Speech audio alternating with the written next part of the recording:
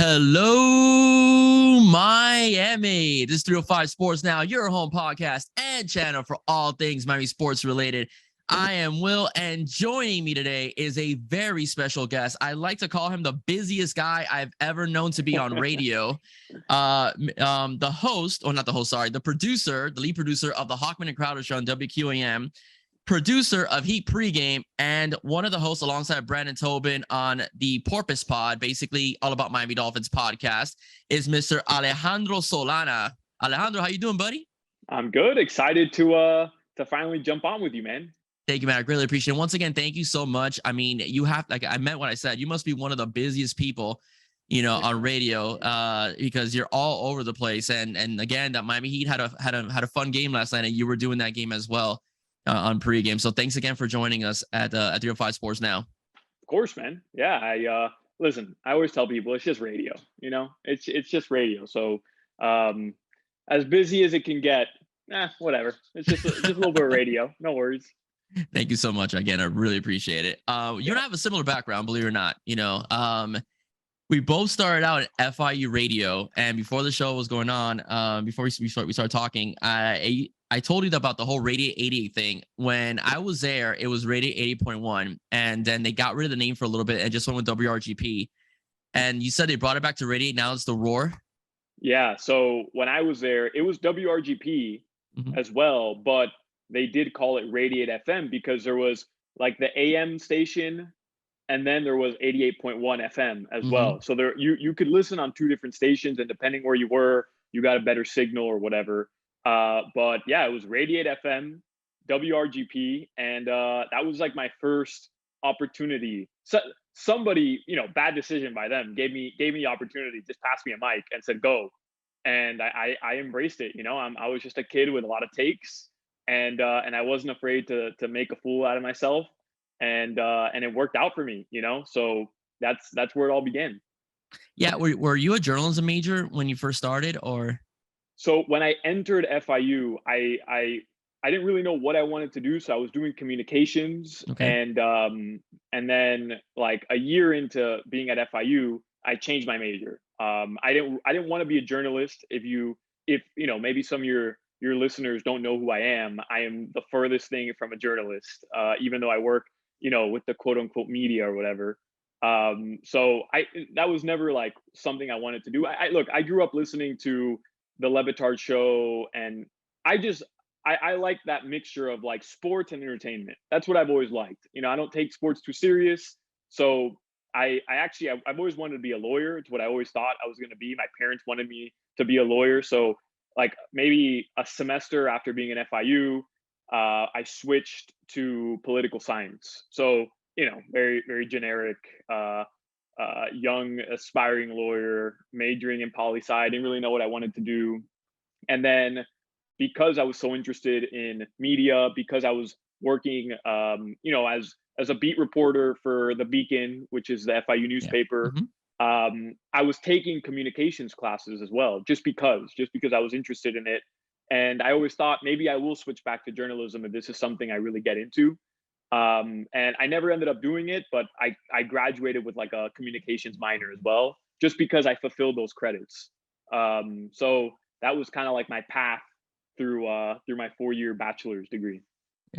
The same for me, actually. I got my degree in poli-sci. I started a communications major, and I'll be very honest with you. I hated the School of Journalism at FIU. I thought it was terrible.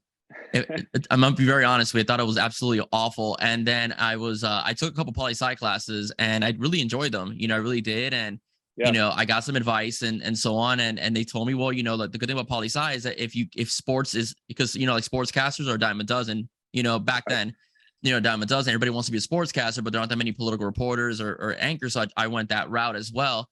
It didn't work out for me. I ended up becoming a school teacher. I work at a high school right now. This is something. Thank God for podcasting. It's giving me a second chance at sports journalism. Yeah. But I got my degree in poli-sci as well. I minored in journalism. I didn't give that up. I minored in journalism as well. So that's something that I did enjoy. But like I said, like things transition. So that leads me to, so that's interesting because, so how did you end up on QAM? First of all, I want to ask a question before I jump into that. I don't know if they upgraded the radio station when you were there, but I used Nope. to no, I used to do rotation shows, and the mixer where you put the music on there had fingerprints that looked like they were there from like the 1980s. Was that there when you were there as well? I'm sure it was. So what I remember is like you walk in and there's two studios, right? Like Yeah. there's the on-air studio and then Hmm. there's the mixer room in the back. Yeah. There was a couch in that second back room. Yeah. I bet you it was the same couch that you had back then. Like that thing, we always used to joke like the amount of sex that probably happened on that couch. It was disgusting. It was totally disgusting. But you're in college, you take a nap there anyways. Like whatever. Yeah, I'll take the STD. Whatever. Um, but yeah, man, like it was just this like wooden old school radio environment. I'm Yeah. playing commercials, so everything was just off a Mac PC, like desktop PC. So we didn't have commercials. Nobody's buying Yeah. advertisement on Panther Sports Talk Live to hear me talk about the Heat, because why would I talk about Ron Turner's FIU football team when they're 1-11?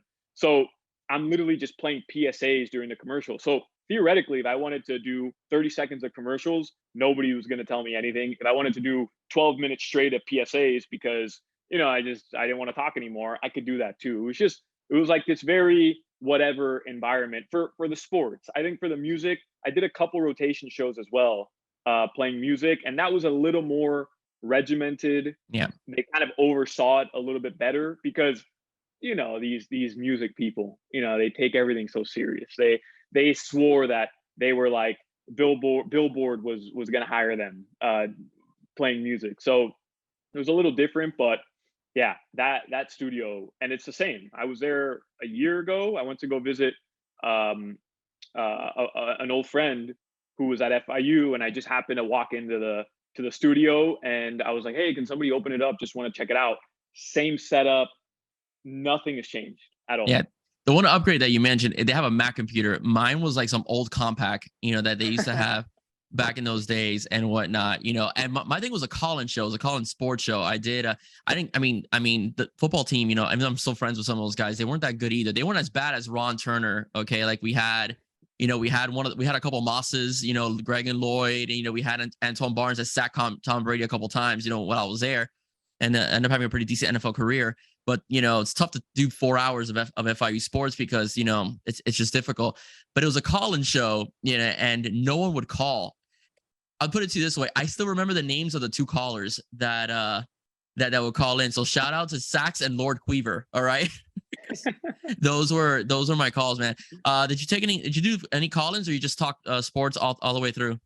So we would try. I'll be 100% honest. This was right during the Big Three run, Oh, literally, okay. like during the Big Three run. So as much as we'd go through, I'd always have somebody there with me. So I mean, I could start naming names, but there was a lot of people that were covering different teams. So first segment, we'd have I don't know, Peter Holland, who may that semester was maybe covering the women's volleyball team. So hey, give me an update. Did they win yesterday?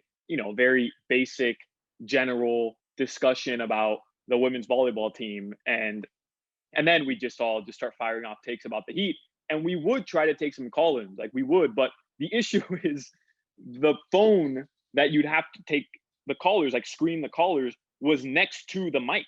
Yes. It was just programmed there. So if there was like a second or third person doing the show that day while I'm on the air, like imagine you see my mic here, it's coming from like that, right? Like it's a normal microphone, and the person's literally right behind me taking the call. So now it's my mic is picking up that, and then none of us were trained to do radio because there Yeah. were no sports radio classes. There was nobody there that had an understanding of sports Hmm. radio. It was just, hey, what's your name? Okay, so nobody understood that you had to screen them, ask them what they wanted to talk about. Yeah. So sometimes we would take callers, and most of the time it was probably my friend just calling in to mess with me or whatever. So, but those were the days, man. Like I met a lot of good people there. Yeah. I'm Me sure too. I'm sure I'm sure you're familiar with Anthony Claudio, Tony from the Levitard show. Yes. So we had a mutual friend from before going to FIU. He went to Killian, and I grew up in this area, and all my Okay. friends went to Killian. He was a couple years older than me, but I met him right around the time I started going to FIU, and then he came to FIU like a year later, and we got really close at FIU doing radio together. Like we knocked out one summer, like every show, every time there was a slot open, me and him signed up and we did shows together, and we just built that relationship. So I could name a million people like that really I still have a good relationship with today. And it was a good time, man. Like nobody was listening probably, but whatever, it was a good experience. Yeah, no, it was. I mean, I learned a lot about radio and so on, and I used to call the games and stuff like that for the football team. I used to do baseball and basketball and whatnot. Same. And yeah, Same. go ahead. I'm That's sorry. that's how I got. Yeah, no, same thing. Like that's where I really developed like a love for broadcasting, Hmm. even though it was so amateurish. I got to call women's basketball games, men's Yeah, basketball games. I did a couple football games, and our setup was you and I probably have a better setup right now with our laptops and like these yeah, high quality microphones. But just the fact that we're sitting there, we have a credential. I'll never forget my first credentialed media presser. It was opening night my sophomore year. The men's basketball team was playing. I don't remember who, and I sat next to Tim Reynolds. And to me, he doesn't know who I am. To yeah. me, that was Tim Reynolds. Oh my God, that's the coolest. Like it was the coolest thing ever. And then after, the only people at the post game press conference were me, Tim Reynolds, and David J. Neal. That's it. It was the three of us asking questions. And I'll never forget that, like where I'm sitting there saying, wow, this isn't like I'm not that far away, like I'm here I am, I'm sitting with these guys. So it was one of those experiences where you kind of on a smaller scale got that taste of what it's like to cover teams and be present in locker rooms and get to interact with head coaches and the SIDs or the media, the people who oversaw the sports teams there for the PR guys for FIU. Yeah, that was cool. Yeah, it was a cool experience. That's how I met Coach Leon Searcy, who's been on the show before. He was the O-line coach, at FIU, and Hurley Brown, was coaching DBs as well. So that's yeah, I agree. I think meeting the coaches was and seeing, wow, you see these guys on TV, it Right. was kind of amazing. I remember when I met Eric Reed, he was doing one of the FIU games with Tony Nathan. Was it Tony Nathan? Wow. Yeah, no, it was Tony Nathan, not Moore. Forgive me. Tony Nathan was a coach. Was actually the running backs coach. Yeah, he was for FIU at the time. But Nat Moore was one of the kind of analysts for one of the FIU games, and I met him and Eric Reed. I was very like starstruck, when I met those two. I was like, I'm a fan of yours, Eric Reed. So yesterday, funny story. So as you mentioned, I do the pre and post game for the Yeah, Miami Heat broadcast. So for home games, I'm at the stadium, and yesterday Eric Reed came up to me and he congratulated me. And to me, like Eric Reed is, legend. yeah, That's absolutely. somebody that I grew up watching literally every day. We kind of take for granted some of these people on Sports Center that we see every night, like whether or not it's as serious as maybe we make it seem. Like these are people that you wake up every morning and you watch, you go to sleep every night and you watch. And uh-oh, there goes my dog.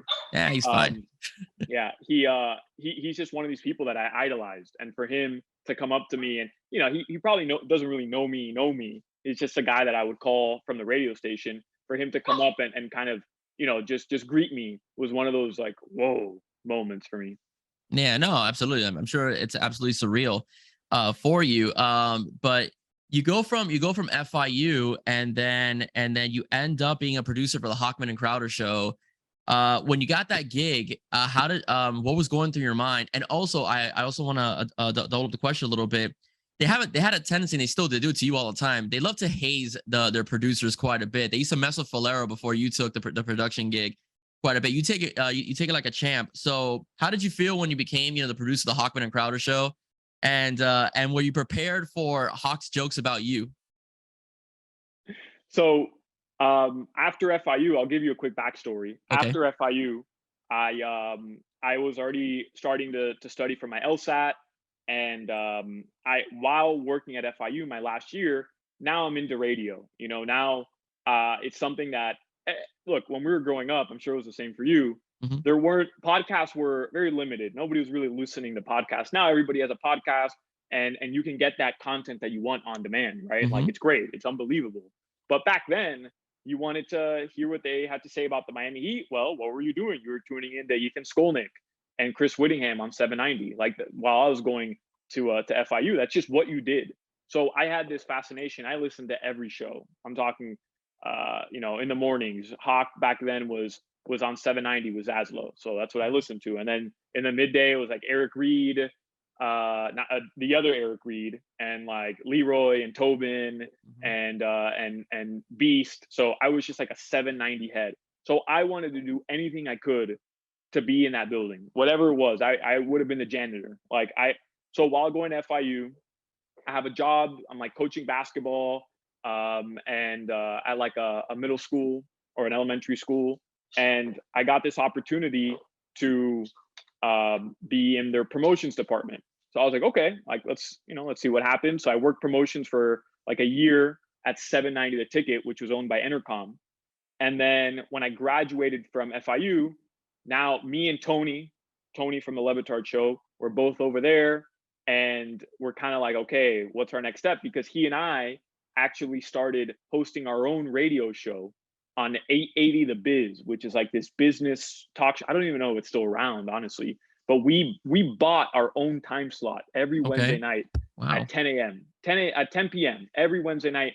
Tony and I and like two of our other buddies, Tomas and Kevin, we bought our own with our own money. We just wanted a platform. We wanted to be on radio. And we did a radio show every Wednesday night for like 2 years on 880 The Biz. So we're doing that. We're working at FIU, and we're going to school at FIU, and now we're working at 790 The Ticket and with their promotions team. So we would go, to Sandbar in the Grove, and I'd set up the mics, and we'd set up, or not the mics, but we'd set up like, the little banners and whatever, anytime there were live remotes. And I'd go out with Tobin and Leroy and the Beast to Hard Rock Casino every Friday. Just, going out there, handing out T-shirts, the stupid little wheel that people spin so they could get a bottle opener or something. So that's what I was doing for months. And after like 7 or 8 months, me and Tony were like, okay, like we're highly qualified at this point. Like at this point, I'm like the sports director at FIU Radio. Okay. We're on 880 The Biz. We have experience now because we became friends with people at that radio station running boards. Like, we should at least be getting an opportunity here to take that next step up and work, as board ops, producers. And we knew some of the people back then working at 790. These were just people who had no interest in media. They were just looking to get a check.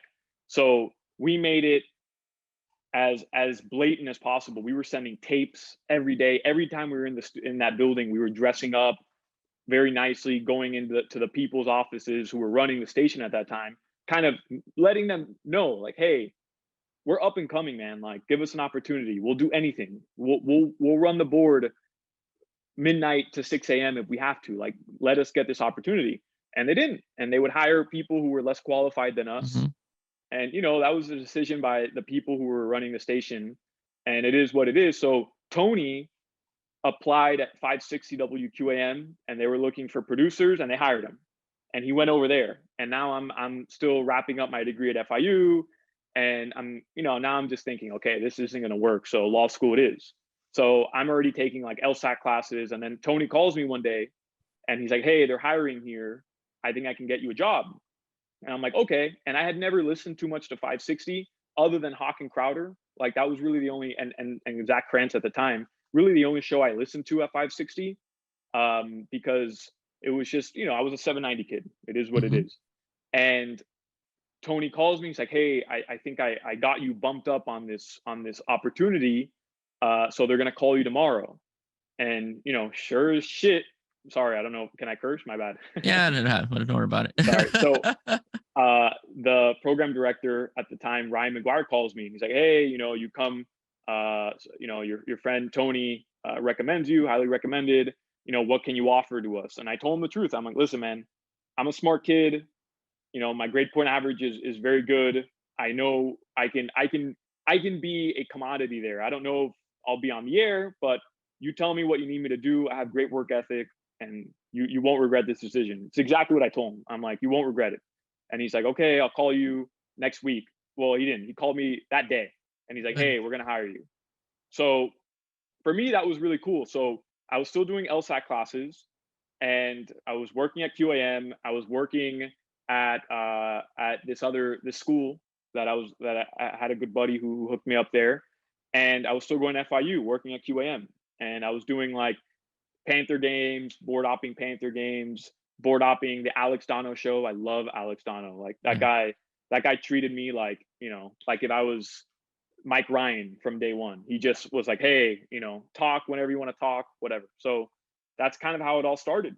And then working at QAM, I made it a point. I'd show up 2 hours early, and I truthfully, I really, really grinded there. I made them know that they could rely on me. Whatever they needed me to do, I would do it, no problem. Need me to stay 3 hours later? I'll stay 3 hours later, no problem. And they took notice of that. And Big O was doing the Miami Dolphins post game show at the time, and they had some issues with like producers who weren't really focused during the broadcast. So my boss called me and he's like, hey, we want you to try this out. So I did that with Big O for a couple months, and Big O loved me, and he's like, hey, like, he always appreciated that I would always go the extra mile to help out that broadcast, the Dolphins football broadcast. And when Big O had a falling out with his producer at the time. So now I'm working at QAM. This is probably like 12, 14 months in. He had a falling out with his executive producer at the time, who was a good person, but him and this person didn't get along.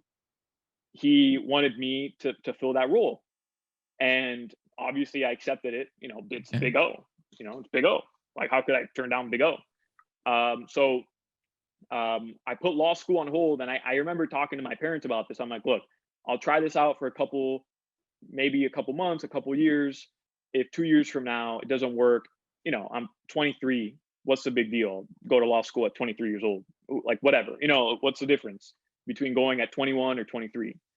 And it worked out. Like, unfortunately, Big O got let go. That was tough because he always treated me very well. He was a good guy.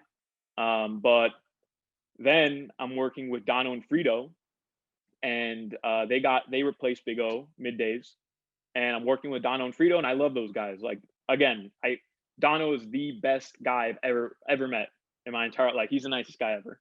And Frito was somebody I listened to at 790. So for me, it was like I'm working with Josh Friedman. Like, for me, it was awesome. I was super geeked up about it.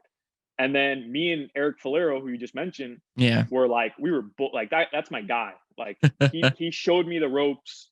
He was really, really, really good to me, and we became really close. And still to this day, I don't see him as much, but we talk all the time. We always joke around via text, and he's one of those guys where, like, if I saw him tomorrow, it would be like we've seen each other every day since we've last seen each other. And he pulled me aside one day and he's like, hey, I'm just letting you know that I got another opportunity and I'm going to take it. And I don't know what Hawk has planned, but I imagine it. He wants you to fill my role, because at this point now, this is probably like 2.5 years into my time at QAM. I became cool with Hawk and Crowder, and Hawk's very, if you listen to the show, he's very particular in the people he lets run the program, like Okay. run his show, because it is a lot. We joke around a lot, and whenever we mess up, we kind of make jokes about it. Mm-hmm. But Hawk is a radio professional. It's his career. So he approaches every broadcast that way, where you have to come prepared. You always really have to be focused. And if you're not, he'll let you know. He doesn't want people who are coming there just to, turn on a switch and pull out their phones. That's not what he's about. He's just not. And he always was very particular. And for whatever reason, he took to me. And I would always stick around after Big O or after the Dono and Frito show and just kind of hang out with them. Anytime Falero needed help, I would stay, no problem. I got it. Like, so I would always fill in for Falero whenever he left. And I remember, like, a couple months before he left, he got married and he went on a honeymoon for a week, and I filled in on Hawk and Crowder for the whole week, and like it went perfect. It was like seamless. And then that last Friday was the February bit. I don't know. Yeah. If Yes. if you know, you know, but Oh, it's I kind of know. what I yeah, know. yeah, He made fun of you so badly because Hawk said that you articulated yourself very well until you said February, and so yeah, on. And I don't care what Hawk says. That month is not the easiest month to perfectly pronounce. Everybody I've known messes up that month at least once or twice when they talk about it. But I yeah. remember like till this very day, he said that you were flawless until you said, and then he's never let it go. So literally a week of shows, Monday to Friday, I mean, they didn't get on me once, not one time, until the last segment Friday. Yeah. And whatever, it is what it is. But I always look back at that as kind of like the moment they accepted me, really, where they're like, okay, like we fool with Solana, because you know they literally just torched me for 12 minutes straight, torched me for 12 minutes nonstop. And after the show, it was whatever. I'm like, I don't care. Yeah. Who cares if you're making fun of me? Cool. Like I think that's always been a quality of mine that I embrace. Like I can laugh at myself, and do you think I'm an idiot because I don't know, the statistics of the Dolphins' offensive line against the Texans in Week 4? People take sports so serious, and I don't, and I just don't care. Like I don't Hmm. care if you don't think that I know as much about the Dolphins secondary on third down. Like whatever, man. Like I can laugh at myself, and that's what Hawk and Crowder liked. They like that more than football whiz. So that's where that relationship kind of really got going. And then I let Hawk know the day Falero let them know. He gave me a heads up, and I let Hawk know. I said, "Hey, I don't know what you have in mind, but I'm 100% committed to being your producer, and I'll do whatever it takes." He's like, "Okay, well, obviously, apply, and we'll see how it goes." And when Falero left, I started um, I filled in for him until they were going to find his permanent replacement. And then it there was never even after that, there was really never even a conversation. I think a couple people interviewed, and a couple people from like out of Miami tried to get the job as well. But I don't think Hawk ever really like he never even told me anything. It was just like one day he's like, okay, yeah, you're the guy. So that's the way it worked. And yeah, they do pick on me a lot, but a little behind the scenes, a lot of that is also shtick. A lot of it is just I know my role on the show. I'm the goof. I get that. A lot of it is real. Don't get me like I'm not playing like I'm not an idiot sometimes. But it is what it is. Like I know now what flips that switch. So, I'll lean into the Spanish stuff and the Spanish pronunciations because I know that's what gets them going a little bit to come back at me. So, but when I tell you working, and I know I'm being very long-winded here, I No, you're apologize, but fine. Remember, this is your time. yeah. Whatever So whatever you want to say it. working with all these guys, Joe Rose, Zach Krantz, QAM, Dono, Frito, Big O. I can name, a bunch of people, Kevin Rogers, whatever. All these people I've crossed paths with. When I tell you Hawk and Crowder, really, not just because I work with them on a daily basis. Hawk could call me right now and fire me. Be like, hey, we're going in another direction. Those two are the coolest dudes, seriously, I've ever met in my entire life on a professional level. Not even like just being boys with them, like on a professional level. They're good at what they do, and they are just like great to work with in terms of like just pushing each other and really just like making that atmosphere at work a fun one where it's again, not everything has to be so serious all the time. Yeah. And that was one thing where like I've never worked with people who are just like that good at what they do while being so laid back about everything. So that environment, it becomes addicting where you want to go work with those guys every day. So it's I'm a lot of things happen like that I got lucky, and a lot of those positions I put myself in as well. I'd say it's like 50-50. but I'm so lucky to have, been given this opportunity to work with Crowder and especially Hochman. Like that guy, he's helped my career, small career. I'm not Howard Cosell or whatever, but he's helped my career in ways that like I can't even explain. The dude he's taught me everything beyond radio, like just how to be a professional in a corporate industry, how to carry yourself around people, around salespeople, around clients. Like he's shown me the ropes, and I'll forever be grateful for that. Yeah, I think that chemistry when you're working with partners is very important, and I think that first of all, Hawk, the thing with you, Hawk, and Crowder is that all three of you come across as very personable people, and not only that, you don't take yourselves very seriously. Like Channing gets made fun of a lot because he can't pronounce words, and that's a funny thing. Hawk, has a background in comedy, as well, Right. and you're personable as well. People, even Hawk said it, like when they go out, they always ask about you for a reason, because people, you gravitate, people gravitate towards you because, you don't take yourself very seriously. You're funny, you take the jabs, but you give them as well. And so I think that when you're on radio or any type of medium in particular, chemistry is very important. And I think that's why your show is very successful, and the hazing is funny. I'm not gonna lie to you. The It hazing is. is funny. I mean, I know you were prepared for that because they used to butcher Falero, but you do fight back. You're not exactly taking on the chin. I Yeah. remember I remember one time, real quick story. Falero. Hawk wanted to do him a favor and buy him something like at a gas station, and instead of ordering like something healthier or something nutritious, Falero ordered like I think it was like Funyuns or something like that, and Hawk never let that go. What It's like, about one of my favorite Falero bits is Crowder asked him to order him a pizza, and he wanted okay, triple pepperoni, triple. And Falero ordered a normal pepperoni pizza, and Crowder was gonna pay for it. And when the pizza came, Crowder's like, "Bro, what is like this is just normal pepperoni." And Falero's like, "Dude, I'm not ordering triple pepperoni. That's ridiculous. Like nobody needs triple pepperoni on a pizza." And Crowder Crowder was like, "But okay, but I'm not paying for that. Like you're paying for it. That's not what I ordered." And he was being dead serious. He was like, "I'm not paying for that. Like I gave you my order and I would have paid for it, but you ordered what you wanted, so now you eat it. Like now that's your food." And they gave him hell about like hell, brought it on the air, torched him for like 2 weeks straight about the pepperoni pizza. But they were being dead serious. Like yeah, and yeah, like Flair, I and like just to give you a background, I became while working there such a big fan of that show where I didn't miss a yeah, day. So I knew all the intricacies. Obviously, being behind the scenes, I kind of had an idea of how things worked.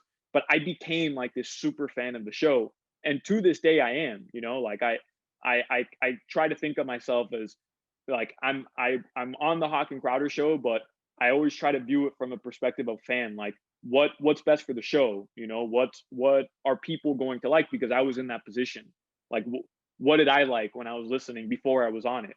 So sometimes that's me not turning on my mic, and that's something I have to deal with sometimes. As much as I like to hear myself talk clearly, I've talked now for 30 minutes straight with you. That's something that you have to realize, because the bottom line is people want to hear Hawk and Crowder. Like it's always fun for me to get ripped, and people love that. But Monday morning or Monday afternoon, what do people want to hear? What Crowder has to say about the Dolphins. So yeah, it's always something you have to keep in mind as well. yeah. No, I agree with you. I agree with you. But dude, like people also like to hear you. That's I mean they do. I mean they also like to hear you. And you become more and I guess it's because you're doing Heat pregame and you have the porpoise pod, which we're going to talk about later on. But you become more analytical lately with teams on with the Dolphins and the Heat in particular. Is that something that you've interjected, or is that something that Hawk and Crowder want you to do more of? Yeah, I don't think so. Hawk has never been like, "Hey, you do this." Okay. Never, never. I'm sure I've said things in the past where he's like, "Hey, I remember, like when COVID first started, but not even here in the States. Remember, like I know it's now it feels like it's been forever, but when COVID really like became a thing, it was just in Wuhan, like Yeah. in Wuhan, China, and they had like closed down Wuhan. I'm talking like the early stages, like 4 or 5 months before it even came to the States, right? Like before anything happened here. And I remember I made like a joke about like the virus, and Hawk was like, "No, no, no, no. we're not going to be that show or whatever that's going to make fun of people getting sick. Like, he shut me down right away. Okay. And he was right, like, he was right. It was a stupid comment by me. And so, there's been instances where he might say, hey, no, like, that's not what we do. But as far as like telling me, hey, I want you to be this type of producer, or I want you to be this type of person on the show, he's really given me just free reign to be myself, which is why, to your point, like, I think the show works because we're just ourselves. Okay. We're not trying to be people that we're not. But to answer your question, no, I mean, just being around the Heat, like, I'm watching these Heat games, and while I'm on the Hochman Crowder show, I'm me, I'm the goof, I'm that character. But when I'm doing a Heat pregame show, nobody's tuning in to hear, the executive producer from Hochman Crowder who makes stupid weather reports. Like, people are driving to the Heat game, or they're getting ready to watch the Heat game, and they want to hear about what happened in the past game and what they should be looking for tonight when the Heat play. So, it's finding that balance of me now turning into the person who has to educate listeners, or at least try to educate listeners, and explain, hey, Jimmy Butler didn't play last game. Tyler Hero, stepped up. Great two-man game with Bam Adebayo, blah, blah, blah.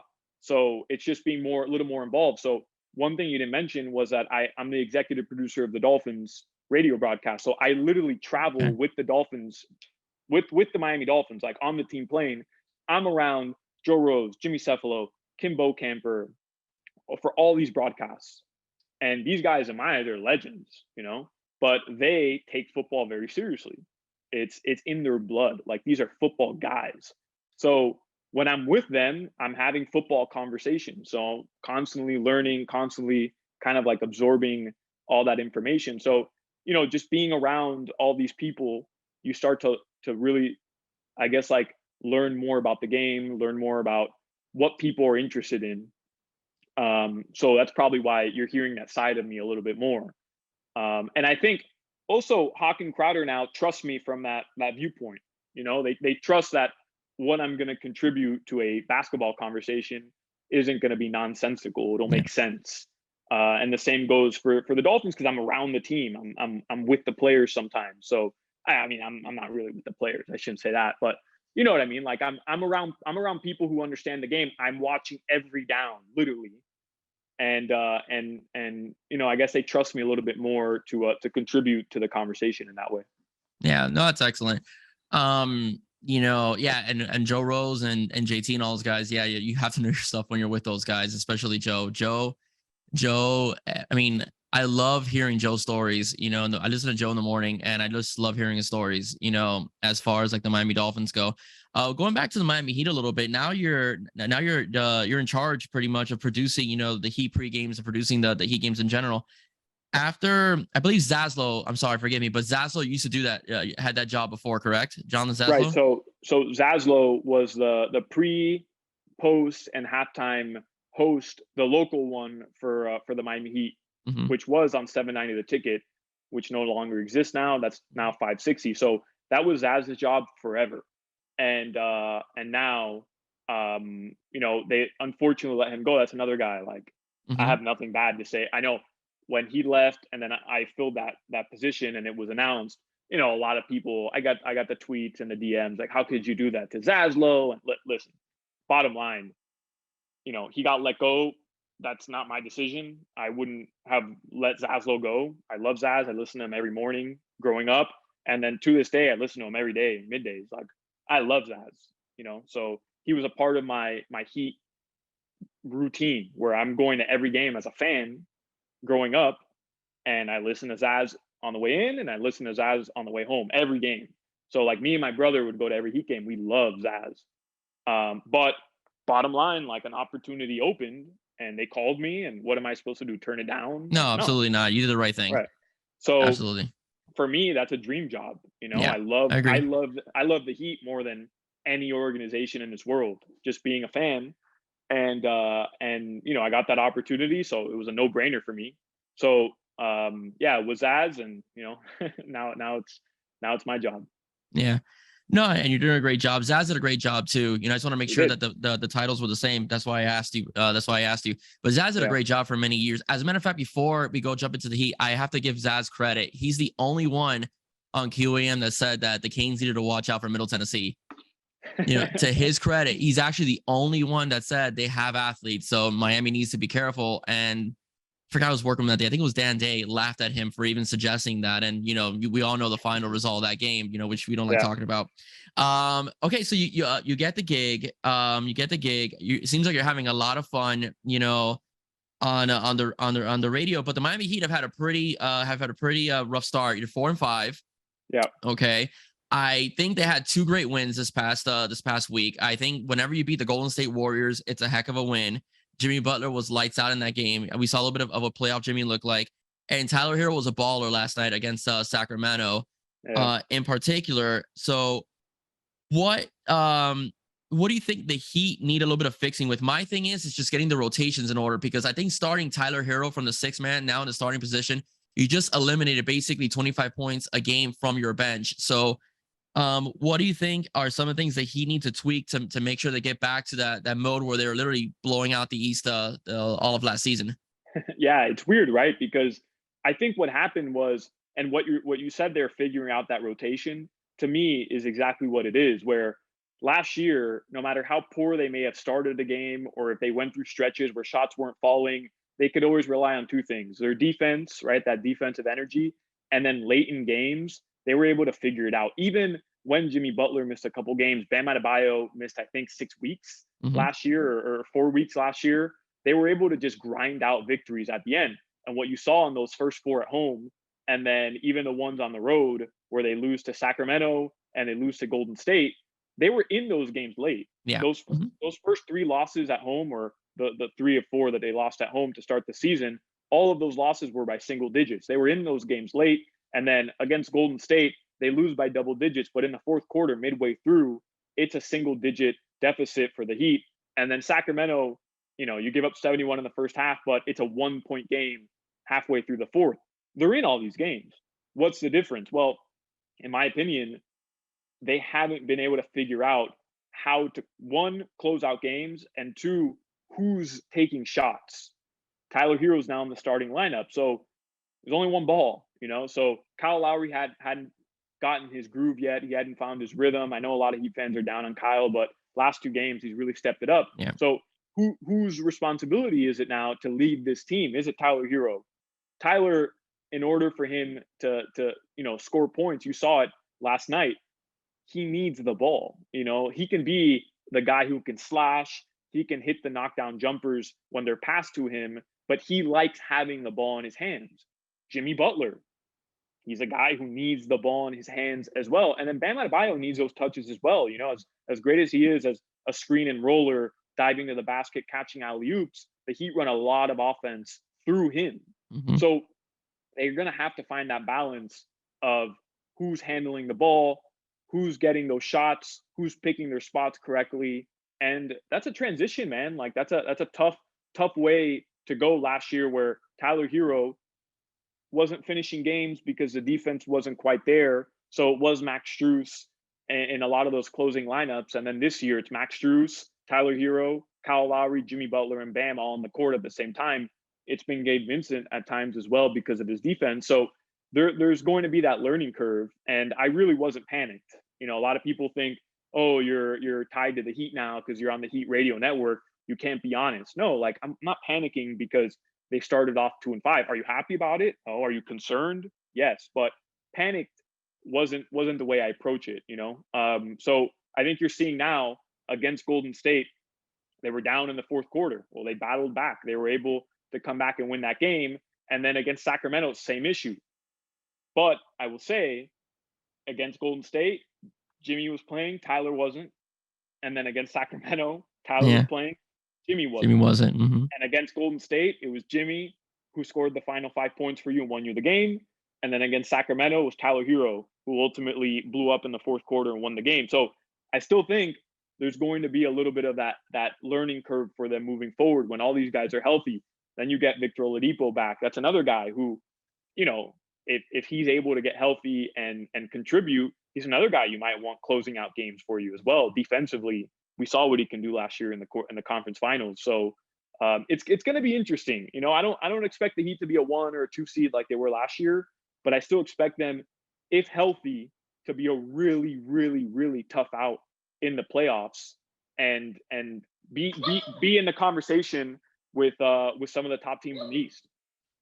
Yeah, no, I totally agree. I think first of all, it's an 82 game season. This is a very veteran team. I do think though the loss of a guy like PJ Tucker is tough on the Miami Heat because PJ Tucker got you a lot of dirty points, a lot of dirty rebounds. He was a leader in the locker room as well and on the court. So I think that's something that will affect the Miami that does affect the Miami Heat. But it being an 82 game season, I do believe the Miami Heat will hit the stride. Look, everybody thought Chicago was like the top dog all the way till December, and they just fell off the map. And then, so I think that the Heat person will be fine. It's a veteran team. We know that look, there's certain teams that are built for the regular season, and there's certain teams that are built for the playoffs. I think the Heat are built for the playoffs. When rotations shrink, and you need your stars to step up, they step up. I mean, Jimmy Butler, I used to criticize him because to me he was not, your I guess the word they used it in the Hochman Crowder elite in particular. Like a jack of all trades, is Jimmy Butler, but Jimmy Butler really impressed me in the playoffs because when it came to, and I know he did in the bubble, but he really took it up a notch last season. When push came to shove, he was better than Giannis. All right, he was better than Giannis. He was better than Joel Embiid. He's definitely better than James Harden. And I think that once the playoffs hit, you're really going to see this Miami Heat team really excel. Like you said, it will be a tough out. I don't think that anybody's gonna want to come to Miami and play the Miami Heat, whether it's the 4th or seed or the 5th seed, because the Heat are experienced. They're just gonna be very dangerous, especially when they figure it out as well as rotations go. Right, we're gonna see a stretch here at some point in the season where their numbers are gonna skyrocket, and they figured out defensively because they still haven't yet. Yeah. And I think the issue when Bam's on the court defensively, this team has been rough. And I know Dwayne Dedmon. I don't know when you're releasing this, so I keep saying last night, but last night was the Sacramento win. Like, I know he gave you some good minutes defensively, but they'll have to figure it out. Where if Bam gets into foul trouble or Bam Adebayo gets hurt, like what's this team going to do? Because defensively, not only is he your anchor, but he's really the guy who's the driving force to creating turnovers and being able to play that style of defense where they're constantly switching because he can cover 1 through 5. And so that those things are concerning, but like you mentioned, they're a veteran team, and Eric Spoelstra is the best coach in the NBA. Not because I'm a Heat fan, not because I'm the working with the team or whatever. He's the best coach in the NBA, so you have to figure that he will figure it out. Yeah, no, I agree. I even did an episode where I called him the best coach in the NBA and explained why. Because he is. Right. I mean, managing. Look. Eric Spoelstra has done a lot with less, where you have these super rosters, like with Golden State, and you have these super rosters like Brooklyn, who just fired their coach, and then you have these super rosters like you had with the 76ers. Yet Eric Spoelstra still manages to take his team to a higher level with guys that basically came out of the G League. Get guys like Vincent, Gabe Vincent, and so on, Max Strus. Those are guys that that teams now have to account for because one their defense, the other one is their offensive prowess as well. So that's what I say. Eric is the best. Also, not managing LeBron and D Wade and Chris Bosh during that stretch of the big three, that was not easy. Most coaches cannot do that. I think what you're mentioning there is such a perfect example of because a lot of people take that take, right? Oh, well, anybody could have won with LeBron and Wade and Bosh, right? A lot of people say that. And look, that's fine. I'm sure there are a lot of head coaches in the NBA who could have won with LeBron, Wade, and Bosh. I'm sure there are. I'm not going to sit here and say only Eric Spoelstra could have maximized that team. I don't know that to be true. But what I do see around the NBA right now is, the constant need to build these super teams, right? And Brooklyn to me is such a perfect example where just because you assemble Kevin Durant, Kyrie Irving, doesn't mean it's going to work out. And I know Kyrie, I know it's not the same as LeBron and Wade, right? Who are a little more, let me choose my words wisely here, who are a little more committed to certain roles, right? Wade, the second he realized LeBron has to be the leader here, he was willing to take that back seat, So, and not many players are able to do that.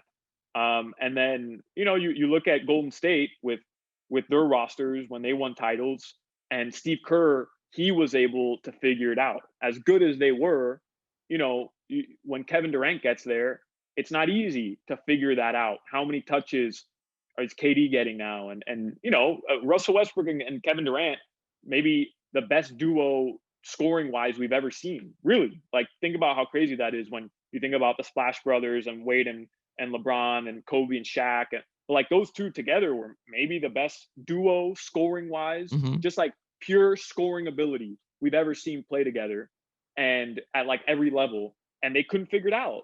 They just couldn't. So you have to credit Eric, whoever doesn't want to give Erik Spoelstra that credit of making it work. And to your point, maximizing less talented rosters, less talented players. There's a reason why every time LeBron and Wade missed a game, Chris Bosh would lead teams to victories. Terrell Harris was starting games with Chris Bosh alongside Mario Chalmers, and the Heat would pull out victories against the Spurs and against the Portland Trailblazers. Bosh hitting game-winning buzzer beaters, right? I remember. And there's a reason why. It's because he's really, really, really good at understanding the game of basketball, and I think it gets taken for granted here in Miami a lot. Yeah. I mean, what makes Pat Riley amazing is that he's built teams, but no coach in history and no player in history has ever won without help. Like Phil Jackson, the Lakers were good with Shaq and Kobe, but they had a maturity issue. Phil Jackson comes in and he wins championships. It took Pat Riley, even though I think Stan Van Gundy, was kind of like a little too early, but Pat Riley, comes in, they win a championship, as well. You need talent to win championships. So I think the argument about anyone could win with LeBron and D Wade is actually a foolish argument, because no coach has ever won a championship basically with my high school's basketball team. I mean, it's just not going to happen. You need talent as well. So that's something just like right now. And we're going to go into the Dolphins in a couple of minutes. Everybody's talking about how Tua is great because of Tyreek and Jalen Waddle.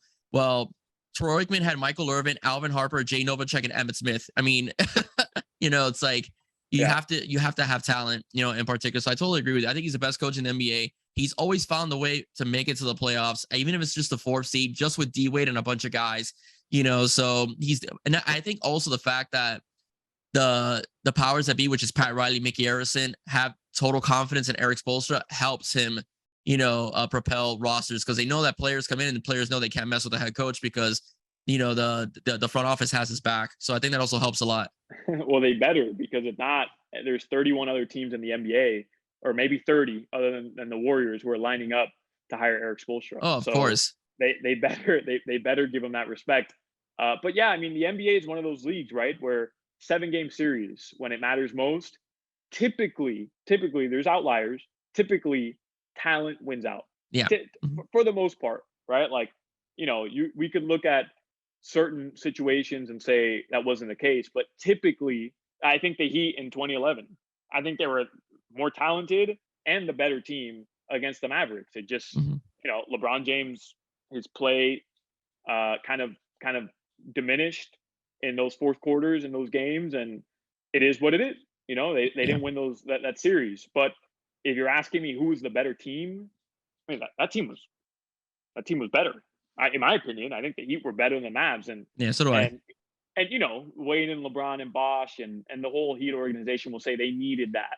They needed that to grow. And I don't buy into any of that. I think bottom line, they were the better team, and their best player just didn't elevate his play the way he needed to win the series, which is fine, by the way. I'm not hating on LeBron. It is what it is. He's clearly solidified himself as the best or the second best or the third best player of all time. So whatever. But maybe, hey, back down JJ Barea in the paint, back him down. Don't be afraid of JJ Barea. Yeah, it's kind of sad. I mean, that was kind of sad that in the fourth quarter, Udonis Haslem averaged more points than LeBron in that series. Yeah. It was, but I do think I do think that LeBron needed that, because it kind of showed LeBron that, hey, listen, you got to take over. You got to take over, and he did. I mean, he did. They won against oh my gosh, Oklahoma City against Thunder. Yeah, against the Thunder, because LeBron stepped up, and they won against San Antonio because LeBron again stepped up as well. So that was a series that they really, really needed. Now I want to jump into the Dolphins a little bit. Now, before we break down Tua and so on, you have the Porpoise Pod with Brandon Tobin. I want to ask, Is that a QAM thing? Is that a Dolphin thing, or is that you and Tobin thing? Like, how did that start? So our parent company, right? The company that oversees our radio stations Hmm. is Odyssey. I think randomly, I swear I didn't plan this. I'm wearing an Odyssey shirt, but Okay. uh, so Odyssey oversees our company, right? They're the parent company, they're the broadcasting company, and they started this movement like, hey, we should have a football NFL podcast in every city that we're located in, right? That there's an NFL team. So they reached out to QAM and they're like, hey, we want to start a strictly Miami Dolphins podcast. And our program director reached out to Brandon Tobin and myself. Hey, are you guys interested? And listen, I'll be 100% honest. I had to talk Dolphins for 30 minutes a week, or 3 times a week for 30 minutes. A no brainer for me, you know? So, and working with, I love Tobin. Like that guy is, you talk about me working hard. That guy works harder than, I'm telling you, than anybody I've ever met in this industry. Seriously. Like I'm sure there's people that work harder on a bigger scale, but Tobin is like, he's everywhere. He's nonstop. I get emails from him. Like he is nonstop. So I love working with him. Like I think he's so good at radio and so entertaining. And I love working with him and getting to do a podcast with him. It's a little, our pod is a little more serious, like more Dolphins focused, but he's really good at like just being funny and kind of focusing on things that, again, like we're not breaking down, the secondary or whatever. It's more, Tua said this. What do you think about it? And from that approach of trying to be insightful, but from an entertaining standpoint. Yeah, I mean, you guys do good work. I've heard a few of your episodes. In particular, is that how you were given the spot executive producer of Miami Dolphins radio broadcasting because of the Porpoise Pod? Is that what got you the gig? No. So I've been doing I've been the executive producer for the Dolphins broadcast now for a while, for like Okay. 4 years from QAM, right? Like, so there's a 4-hour pregame, a 4-hour postgame. So I was the one who, and still am, who kind of puts all those segments together. So Okay. I'll give you an example. Kevin Rogers is our host. Aranda Gadsden is our co-host this year for the pregame. So I produce like a 4-hour broadcast. There's 12 segments in the local hour for the first 2 hours. So we book guests. There's sound bites in every segment. We do like a This Week in Dolphins History. Yes. So it just things like that, Well, this past week we played the Lions. So I got the radio calls from the last Dolphins win in Detroit, which was in 06. And I put together a montage. So Kevin Rogers would come into a segment, talk about, Tua, his first game back against Pittsburgh, and then maybe he'll toss to that montage. Hey, since we're playing the Lions today, let's revisit the last time the Dolphins played the Lions. So he'd play that montage or whatever. So I kind of put together like the whole broadcast. And I've been doing that for like 4 or 5 years now, something like Okay. that. For as long as I've been doing Hawk and Crowder. And then the Dolphins reached out to me last year, and they're like, hey, we need an executive producer in the booth. You're the executive producer of the broadcast. Would you want to be in the booth as well? I was like, hell yeah. free ticket to the game, get to travel with the team. Like, it's a dream. So that's how that came about. Like, they just reached out to me, and it was a no-brainer. Who's going to turn that down? No, I wouldn't turn it down either. I wouldn't turn it down either. Yeah. I mean, I try as much as I can to listen to. When I'm driving for sports, I do the sports talk radio thing, man. But I try to get as much as I can of the radio broadcast. But I'm sorry, I watch it on television. So hey, I don't blame you either, man. I don't blame anybody. Everybody. It's football Sunday. Yeah, I get it. I'll tell you. I work with a team or whatever, but I'll tell you flat out, the best way to experience football Sundays, and I miss it so much, is on my couch with a bag of chips and Dolphins game on the big screen, and then on a smaller screen or maybe split screen, you have NFL Sunday Ticket. Like the NFL has made it so effing awesome to just sit on your couch and watch football on Sundays. Like, don't leave your house, wake up, invite your friends over, or go to a buddy's house and just sit down on the couch all day, eat wings, eat potato chips, and watch football on the TV. Like, going to a Dolphins game is the best. I love Dolphins games. I was a season ticket holder before I started working at QAM. So don't get me wrong, like, being there is awesome, but if you can't be there, sitting on your couch, nothing beats it. So I don't blame anybody who's not, sitting in their car listening to the pregame show. That's prehistoric, bro. Nobody does that anymore. Yeah, I know. We guys, when I've had opportunities to hear, you guys do very good work. I mean, again, Joe Rose is a legend. Cephalo's a legend. JT gives great insight as well. I do miss Jim Mandich. Jim was very, very good, as well, in the broadcast booth. Now let's talk a little Tua. You want to talk a little Tua? Let's do it, man. Let's go.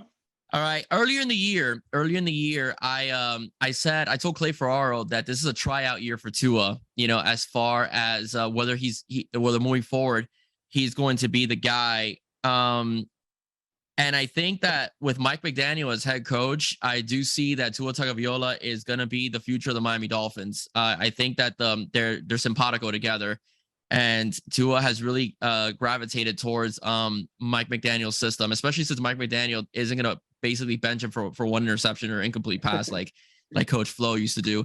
So what's your take on it? Like, since you're more involved, what do you think? Do you think that we found a franchise quarterback, or still too early to make that assessment? So what and I agree with you, everything you just said.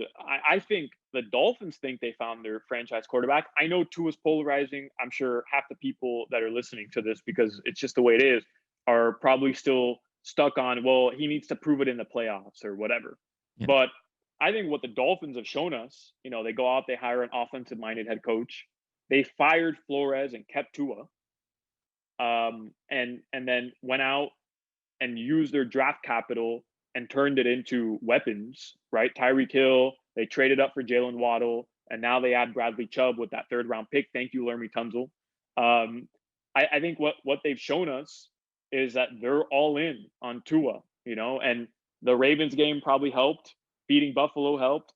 And then that performance against the Lions helped as well, kind of solidify what they thought, which was, if they give him the resources and if they show him that they believe in him and that they're behind him, he'll produce on the field. And I think that's what you're seeing. Do I think the Dolphins are going to win the Super Bowl? I don't know. Is Tua the next Marino? No. Like, we can all agree on that. But can he be a really good quarterback?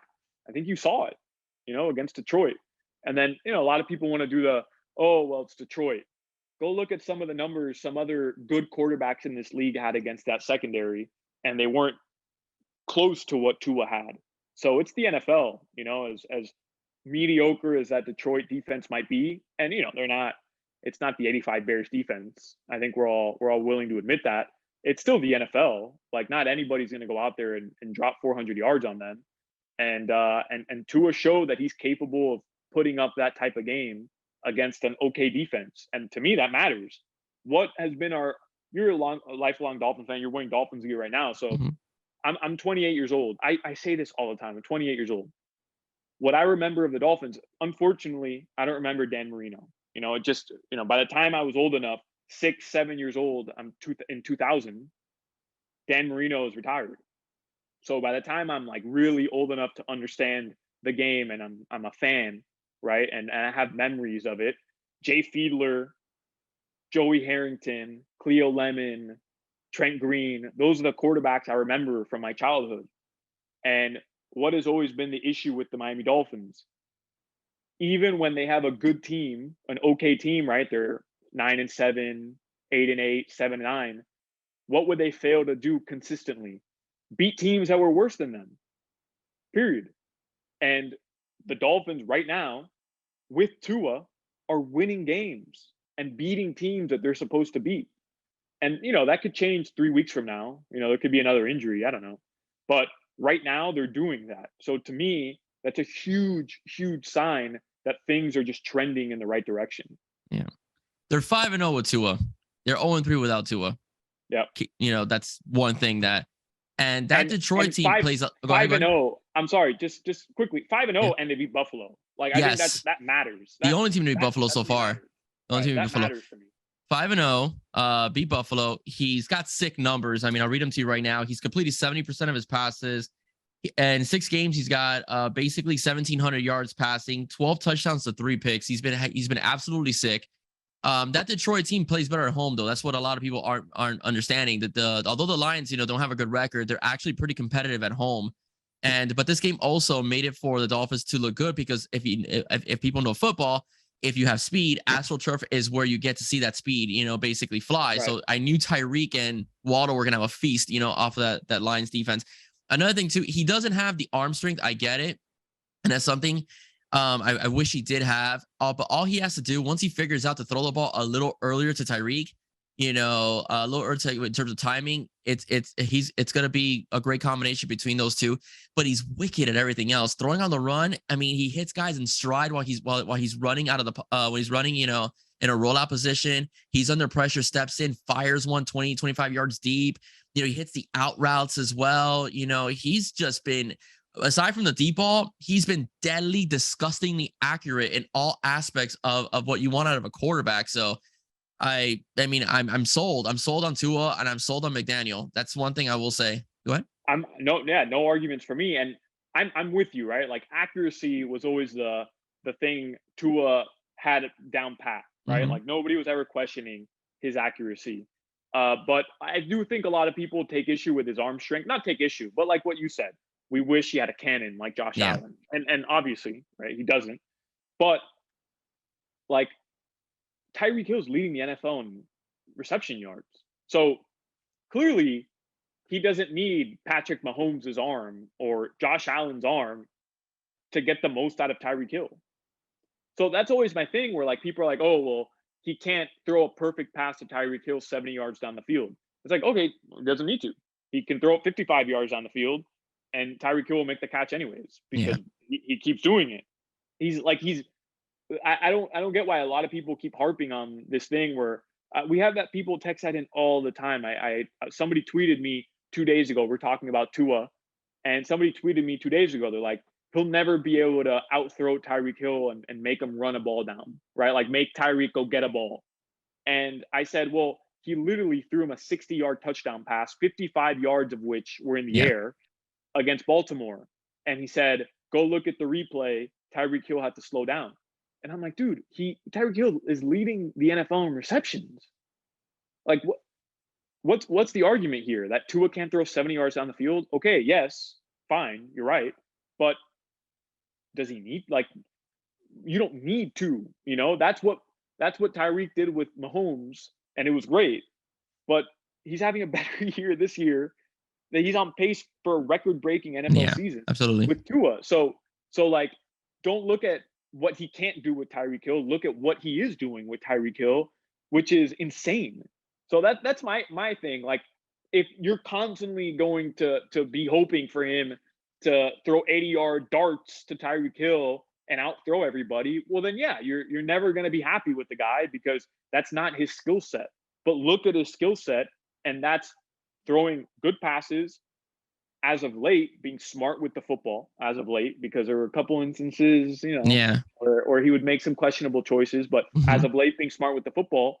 And it's just pinpoint accuracy, like knowing where he wants to go with it and throwing. Really, my biggest thing with Tua, and I think it's with most people who like Tua, it's, the durability thing. He has to learn, and it's what he's talked about, and it's what Mike McDaniel talked about after the injury. It's learning when to concede on plays, understanding that you being there on the next series or the next drive or the next play is more important than trying to break a tackle and allowing the defensive lineman to wrap you up and throw you to the ground and risk injury. So that's my biggest thing, which is he is not Josh Allen. He's not Ben Roethlisberger.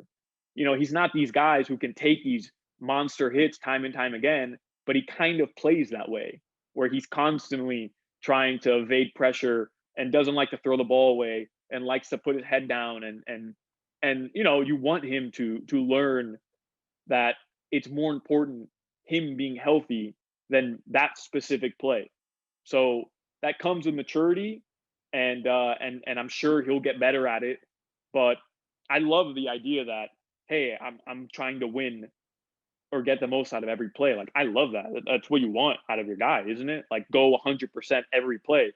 he has to learn to not do that for the sake Yeah. of our franchise and for the sake of our chances at being competitive this year. But I still love that mentality, right? Don't we want that from every athlete that we follow, hockey, whatever, like Dwayne Wade, we wanted him to go 100% every single play. We hated when Wade would pull up from three because he was being lazy and wouldn't Hmm. run back on defense, right? Like we hated that. So I love the fact that Tua is not that guy. Like he's constantly trying to make the most out of every play. But man, like this team bought into him and he's embraced it and he's flourishing. So you can't ask for much more.